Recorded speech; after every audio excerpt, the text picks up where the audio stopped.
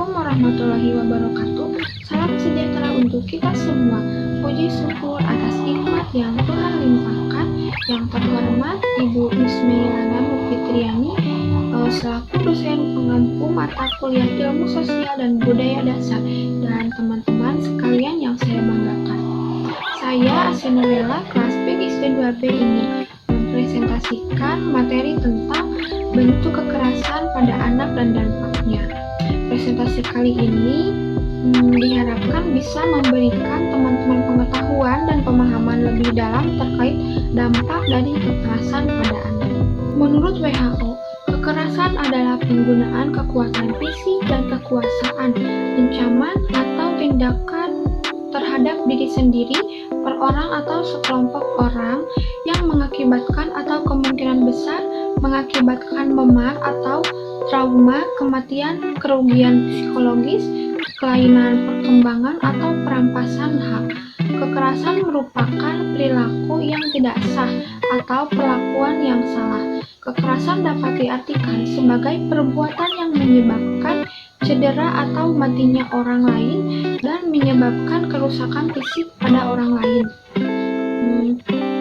Kekerasan yang mengakibatkan terjadinya kerusakan adalah kekerasan yang bertentangan dengan hukum. Oleh karena itu, kekerasan dapat dikatakan sebuah kejahatan. Ada 4 sifat kekerasan yang dapat diidentifikasi, yaitu pertama, kekerasan terbuka, yaitu kekerasan yang dapat dilihat seperti perkelahian. Kedua, kekerasan tertutup, yaitu kekerasan tersembunyi atau tidak dilakukan langsung seperti perilaku mengancam. Yang ketiga, kekerasan agresif, yaitu kekerasan yang tidak untuk perlindungan tetapi untuk mendapatkan sesuatu. Yang keempat, kekerasan defensif, yaitu kekerasan yang dilakukan sebagai tindak perlindungan diri. Terjadinya kekerasan pada anak dapat dipengaruhi oleh beberapa faktor, yaitu faktor internal dan faktor eksternal. Dari faktor internal yaitu yang pertama, faktor diri sendiri atau berasal dalam diri anak. Terjadi kekerasan terhadap anak dapat disebabkan oleh kondisi dan tingkah laku anak. Kondisi anak tersebut misalnya anak menderita gangguan perkembangan, ketergantungan anak pada lingkungannya, anak mengalami cacat tubuh, terus gangguan tingkah laku, anak yang memiliki perilaku menyimpang, dan tipe kepribadian dari anak itu sendiri. Kedua, faktor keluarga atau orang tua. Faktor orang tua atau keluarga memegang peranan penting terhadap terjadinya kekerasan pada anak. Beberapa contoh seperti orang tua yang memiliki pola asuh membesarkan anaknya dengan kekerasan atau penganiayaan, keluarga yang sering bertengkar mempunyai tingkat tindakan kekerasan terhadap anak yang lebih tinggi dibandingkan dengan keluarga yang tanpa masalah. Orang tua tunggal lebih memungkinkan melakukan tindakan kekerasan terhadap anak karena faktor stres yang dialami orang tua tersebut. Orang tua atau keluarga belum memiliki kematangan psikologis sehingga melakukan kekerasan terhadap anak. Riwayat orang tua dengan kekerasan pada masa kecil juga memungkinkan melakukan kekerasan pada anaknya.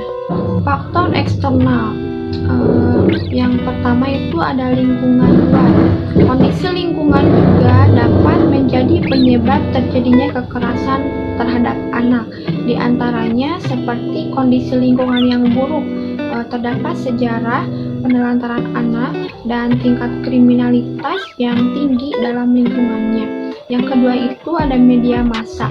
Media massa merupakan salah satu alat informasi. Media massa telah menjadi bagian dari kehidupan manusia sehari-hari, dan media ini tentu mempengaruhi penerimaan konsep, sikap, nilai, dan moral.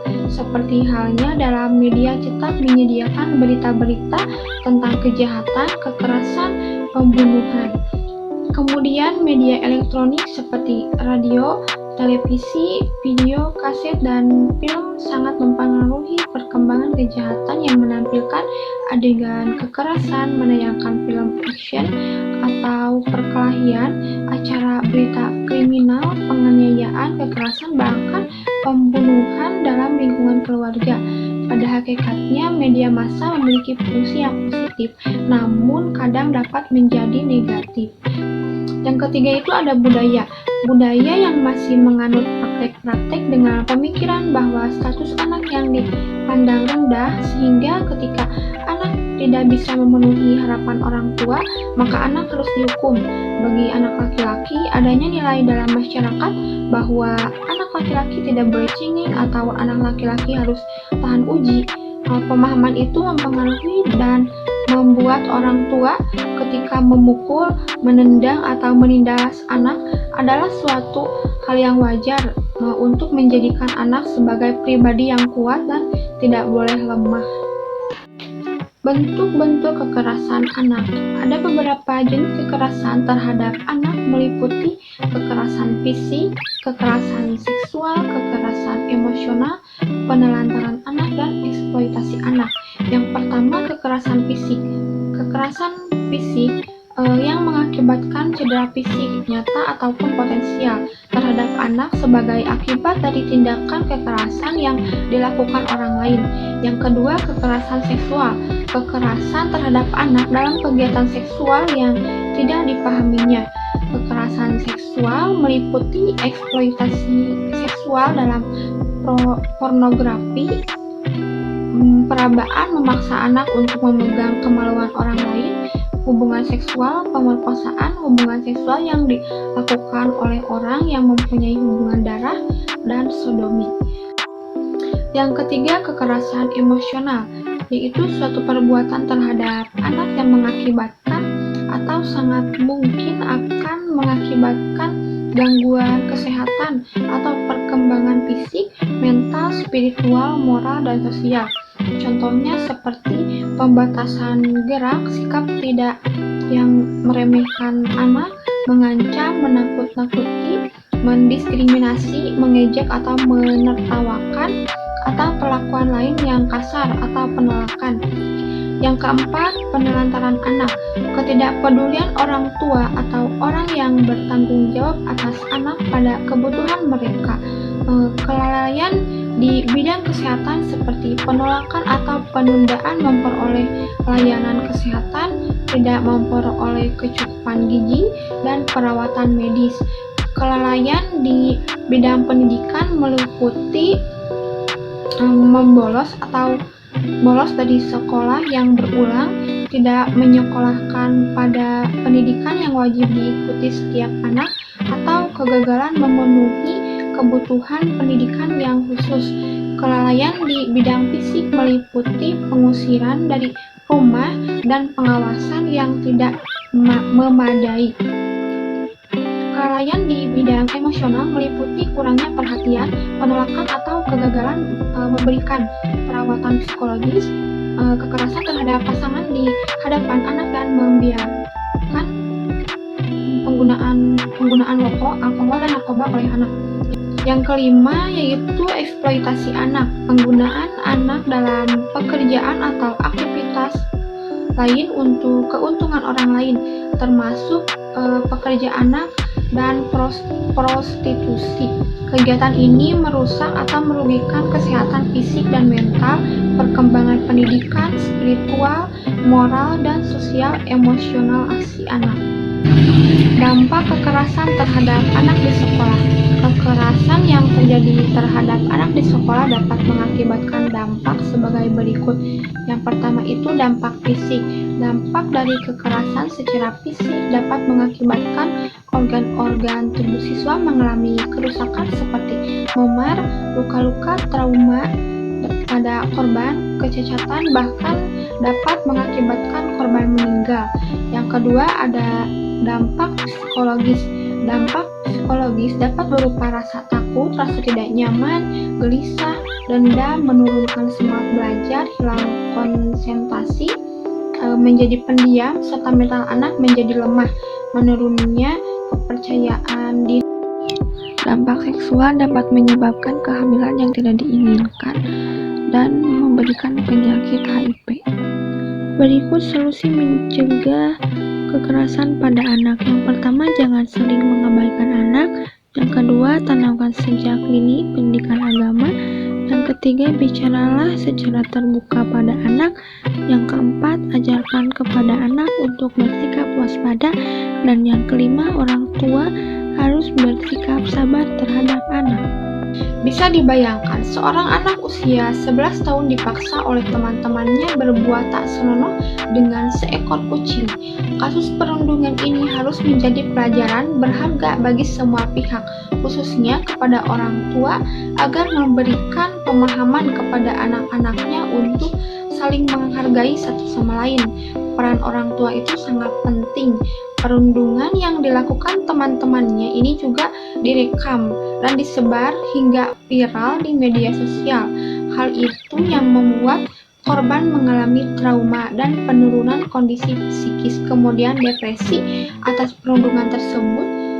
Terlebih aksinya menyetubuhi kucing beredar di media sosial, dan karena depresi itu membuat korban tidak mau makan. Yang saya tahu, pada akhirnya korban mengeluh sakit pada tenggorokannya dan dibawa ke rumah sakit, menghembuskan napas terakhir di rumah sakit saat menjalani perawatan.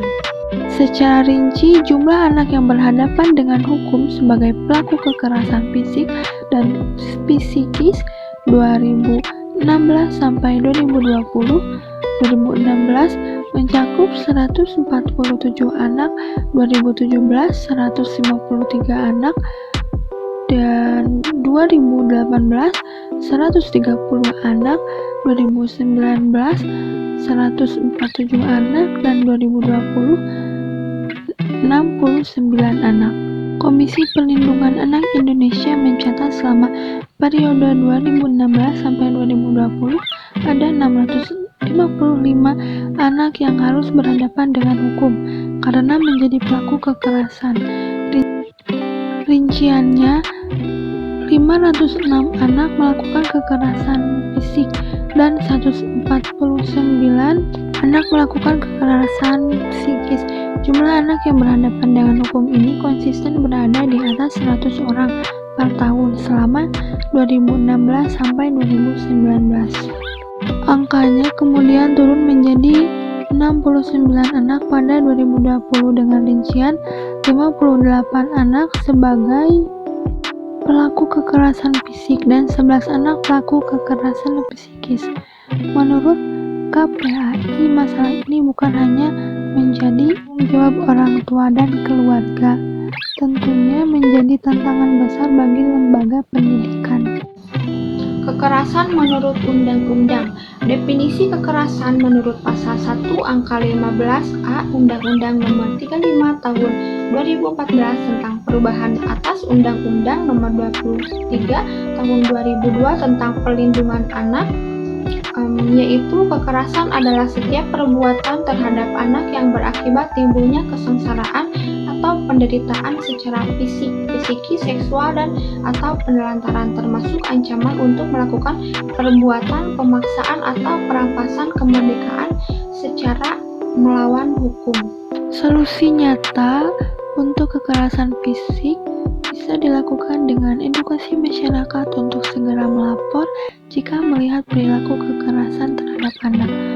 Yang kedua, solusi kekerasan seksual, hukuman mati, kontrol orang tua terhadap penggunaan gadget anak, edukasi, dan monitoring terhadap anak-anak jalanan. Yang ketiga, solusi kekerasan secara verbal, pindah ke lingkungan yang lebih baik. Yang keempat, solusi permasalahan penelantaran anak bisa dilakukan dengan edukasi parenting. Dan yang kelima, solusi untuk korban bisa untuk melakukan konsultasi berkala dengan psikolog dan psikiater. Setiap anak berhak atas kelangsungan hidup, tumbuh dan berkembang, serta berhak atas perlindungan dari kekerasan kekerasan dan diskriminasi sebagaimana diamatkan dalam Undang-Undang Dasar Negara Republik Indonesia tahun 1945. Anak adalah sebuah hati yang tak ternilai harganya bagi sebuah keluarga. Maka dari itu menjaganya untuk tumbuh baik dan berkembang sebagaimana yang diharapkan adalah merupakan kewajiban mutlak bagi kedua orang tua, yaitu ayah dan ibu. Bagaimana memilih pendidikan yang baik, sebagaimana contoh kasus yang telah kita ketahui bersama. Perbuatan kekerasan seksual dan perundungan yang dilakukan terhadap anak yang dipaksa harus menyetubuhi kucing. Terbayang penderitaan yang dialami oleh anak ini baik dari fisik, emosi, dan psikologinya. Sudah dapat dipastikan bahwa kasus ini bukan salah satunya kasus kekerasan pada anak yang terjadi di negeri ini. Kekerasan terhadap anak adalah tindak kekerasan secara fisik, seksual, penganiayaan emosional, atau pengabaian anak, dan sebagainya. Sebagian besar kekerasan terhadap anak terjadi di rumah anak itu sendiri, di sekolah, atau di lingkungan tempat anak berinteraksi. Kekerasan pada anak bisa memunculkan masalah fisik maupun psikologis si anak di kemudian harinya. Sekian yang dapat saya sampaikan. Mohon maaf apabila ada kesalahan dalam pemaparan yang saya sampaikan. Wabillahi taufiq wal hidayah. Wassalamualaikum warahmatullahi wabarakatuh.